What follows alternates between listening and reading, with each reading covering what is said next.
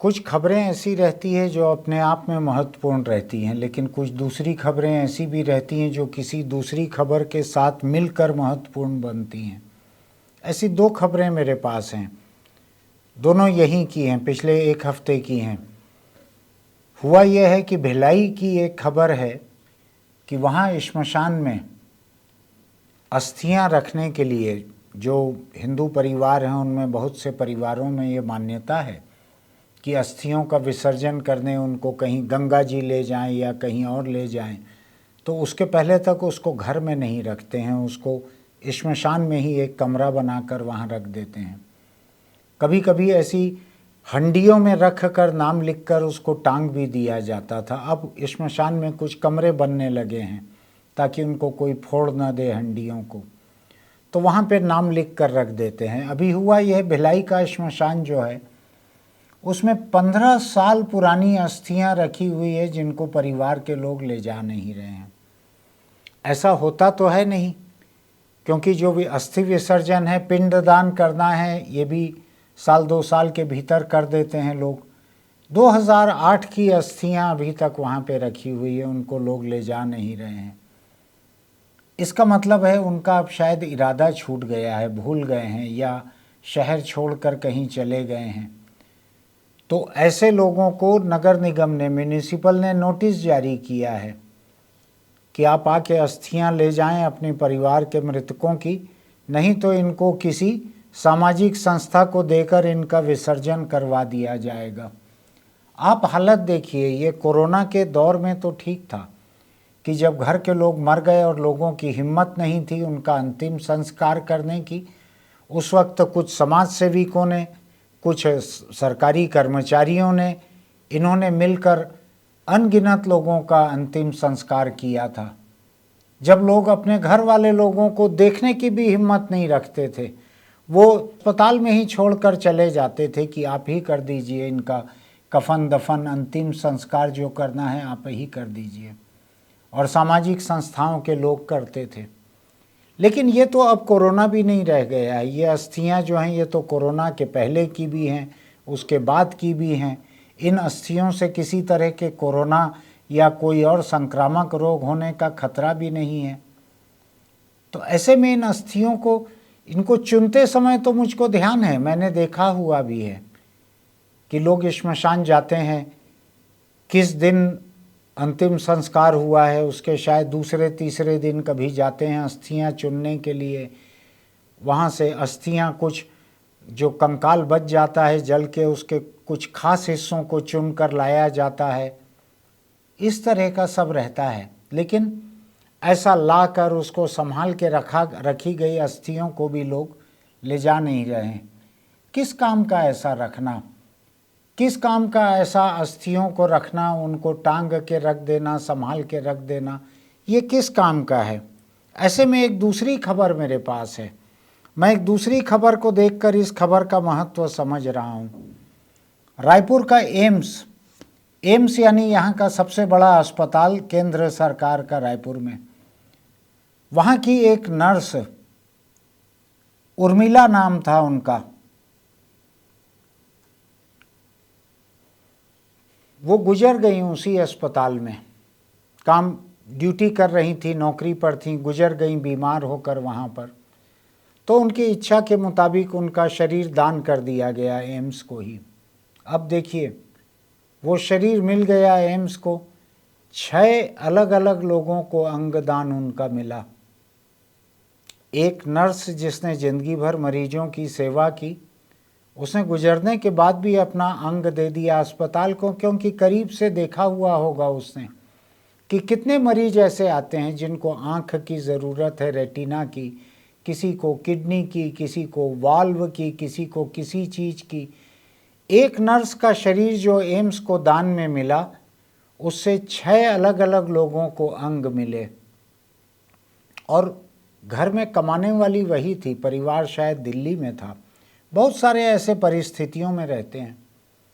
तो ये नर्स उर्मिला यहाँ काम करती थी, परिवार दिल्ली में था, गुजारे का और कोई जरिया नहीं था, और जैसा कि किसी भी सरकारी दफ्तर में होता है, तो इनका भी अभी तक पेंशन वगैरह बन नहीं पाया है, ग्रेच्युटी बन नहीं पाई है, कुछ हो नहीं पाया है, पैसा घर वालों को मिल नहीं सकता, किसी तरह से उनका काम नहीं चल सकता, ऐसी नौबत है। तो ऐसे में एम्स के नर्सिंग ऑफिसर एसोसिएशन, जो उसमें होंगे नर्स होंगे, शायद कंपाउंडर, वार्ड बॉय, कोई भी होंगे लोग कर्मचारी वहाँ के, उन लोगों ने स्वेच्छा से पैसा देकर 7 लाख रुपए उन्होंने स्वेच्छा से जुटाए और उसके परिवार को दिया, उस नर्स के परिवार को। अब आप देखिए कि जिसने अपने अंग छोड़े दूसरे मरीजों के लिए, उसको कहीं और से एक ऐसा मदद मिली उसके परिवार को, वो नहीं रह गई तो भी 7 लाख रुपए उसके परिवार को मिले। हो सकता है कि उसकी ग्रेच्युटी, उसकी पेंशन जब तक मंजूर हो जाए तब तक इन 7 लाख रुपए से उसके परिवार का काम किसी तरह से चल जाएगा। इसी को कहते हैं कि नेक काम आप कहीं एक जगह करो तो आपको उसका नेक काम का प्रतिकार, उसका बदला, उसके बदले में, उसके एवज में आपको कुछ न कुछ भला ऐसा मिलते रहता है। अब मैं एक बात सोचता हूँ कि अंतिम संस्कार करना, उसके बाद अस्थियों को थैले में बांधकर या घड़े में नाम लगाकर ऐसे रख देना, इससे क्या होता है, किसका भला होता है? इससे, इस अंतिम संस्कार से भी किसका भला होता है? बहुत सारे लोग हैं जो धार्मिक भावना से अंतिम संस्कार करते हैं। बहुत से धर्मों के संस्कार अलग अलग रहते हैं। कुछ लोग दफनाते हैं, कुछ लोग जलाते हैं, कुछ लोग किसी मीनार पर चढ़ाकर छोड़ देते हैं कि चील कौवें खा लें। अलग अलग तरीके से अंतिम संस्कार होते हैं। मैं यहाँ पे एक छोटी सी बात आपको बताना चाहता हूँ। बहुत बरस पहले जब मेरी माँ गुजरी तो हमने उनकी आँखें दान की, कोशिश करके डॉक्टर को जल्दी से बुलाया, वो आए, उनकी आँखों से जो भी निकालना रहता है वो निकाल के एक आइस फ्लास्क में लेकर चले गए। तो हमको ये तसल्ली हुई कि इनकी आँखें शायद काम आ जाएंगी किसी ज़रूरतमंद मरीज के। कुछ लोगों ने ये भी कहा कि आपने बाद में पता लगाया कि नहीं वो आँखें किसी को लगी कि नहीं, किन लोगों को लगी हैं, उनसे आप मिलें क्या जो आपकी माँ की आँखों से देख रहे हैं? तो हमने मना कर दिया कि हम उस परिवार के ऊपर बोझ बनना नहीं चाहते कि तुम हमारी माँ की आँखों से देख रहे हो। हम ये एहसान जताना नहीं चाहते, हम पता भी लगाना नहीं चाहते। हमने डॉक्टरों को दे दिया, अब मेडिकल साइंस का काम है, उन्होंने अपना जिम्मा ज़रूर पूरा किया होगा। मैं निजी बात आपको बतला रहा हूँ, अपनी किसी तारीफ़ के लिए नहीं बतला रहा हूँ, लेकिन इससे जुड़ी हुई बात बतला रहा हूँ। मेरे पिता ने उसी दिन, माँ के अंतिम संस्कार से हम लौटे थे और पिता ने कहा कि जब मैं न रहूं तो मेरा शरीर मेडिकल कॉलेज को दे देना। तो परिवार और रोने लगा कि माँ आज गई है, आप आज से ऐसी बात कर रहे हो। उन्होंने कहा मैं आज देने के लिए नहीं कह रहा हूँ, लेकिन वक्त तो सबका आना है। जिस दिन मेरा वक्त आएगा उस दिन शरीर मेडिकल कॉलेज को दे देना। आया उनका वक्त, आज से कई साल पहले गुजर गए। वो गुजर गए तो हमने परिवार के भीतर कोई चर्चा भी नहीं की कि शरीर मेडिकल कॉलेज को देना है या नहीं। चूंकि उनकी इच्छा थी, उन्होंने कहा हुआ था, तो मैंने अकेले ही बिना परिवार से बात किए हुए, मेडिकल कॉलेज के डीन थे डॉक्टर सुबीर मुखर्जी, दोस्त थे मेरे, उनको मैंने फ़ोन करके कहा कि पिताजी की इच्छा थी, उनका शरीर कब लेकर आएँ। तो उन्होंने एनाटॉमी के प्रोफेसर से बात करके मुझको बताया कि कल सुबह ले आना आप 10 साढ़े 10 बजे। तब मैंने घर जाकर कहा कि मेरी बात हो गई है डॉक्टर सुबीर मुखर्जी से, कल 10 साढ़े 10 बजे मेडिकल कॉलेज ले जाना है। परिवार ने और कोई चर्चा नहीं की। पिताजी ने न केवल हम लोगों को एक रास्ता दिखा दिया था, बल्कि हम लोगों ने उससे एक नसीहत भी ली। हमारे परिवार में शायद, ऐसा मेरा मानना है, कि जो गुजरेंगे उनके शरीर मेडिकल कॉलेज को दे दिए जाएंगे। पिताजी बहुत बुजुर्ग हो चुके थे। हमको उस समय इस बात का ध्यान नहीं था, कई बरस हो गए हैं, इस बात का ध्यान नहीं था कि गुजरने के तुरंत बाद शरीर के कुछ अंग काम आ सकते हैं। तो वो बात रह गई, शरीर दे दिया गया मेडिकल कॉलेज को, जो वहाँ के स्टूडेंट्स के काम आया होगा। बहुत बाद में मुझको एक बात समझ में आई कि अभी जिस जगह से मैं बोल रहा हूँ कैमरे के सामने, मेरे अखबार का दफ्तर जहाँ पर है, यहाँ से कुल आधा किलोमीटर दूर पड़ता है एरियल डिस्टेंस। हवा का डिस्टेंस देखें तो मेडिकल कॉलेज का वो इमारत जहाँ पर कि मेरे पिताजी के शरीर को उस वक्त रखा गया होगा, वो कुल आधा किलोमीटर पड़ता है यहाँ से। तो मुझको लगा कि वो जाने के बाद भी इतने करीब हैं, स्टूडेंट्स के काम आ रहे हैं, साइंस को उनके शरीर को इस्तेमाल करके कुछ सीखने मिल रहा है, इससे अच्छी और कौन सी बात हो सकती है। अब मुझको ये नर्स की मिसाल देखकर ये लग रहा है कि गुजरने के बाद शरीर देने के बजाय एक ऐसा इंतज़ाम करना चाहिए कि जब तबीयत बहुत ख़राब हो, हालत ख़राब हो, उसी वक्त से अंग दान करने के लिए तैयारी करनी चाहिए लोगों को।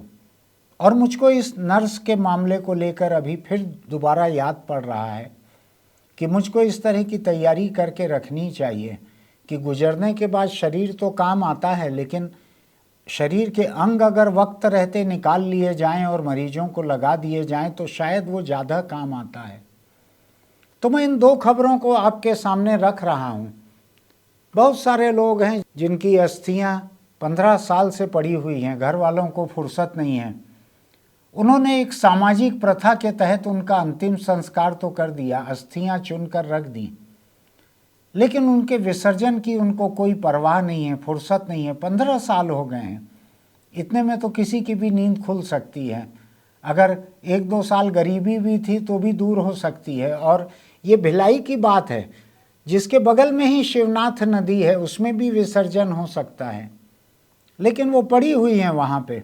तो एक बात को समझ लीजिए कि जाने के बाद परिवार जो है कोई बहुत ज़्यादा फिक्र कर ले ऐसा ज़रूरी नहीं है।